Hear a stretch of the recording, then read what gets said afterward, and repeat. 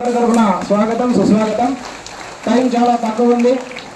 ఇప్పుడు మనం ఇక్కడ కొంతసేపు మీటింగ్, ఎందుకంటే అవగాహన దినోత్సవం బేసిక్గా ఇది.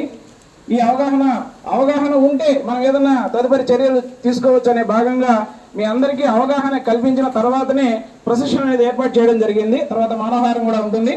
ముందుగా మన అదేవిధంగా పాల్గొని ఇక్కడికి వచ్చినటువంటి ప్రతి ఒక్కరికి పేరు పేరున స్వాగతం సుస్వాగతం.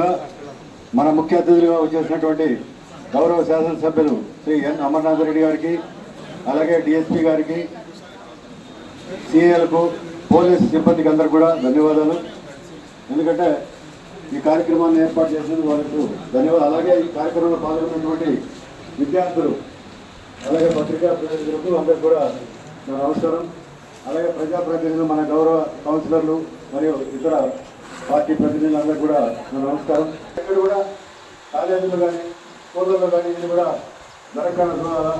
ఎందుకంటే ప్రతి ఒక్కరూ మన చేతిలోనే ఉంది. మనం ఆరోగ్యపరంగా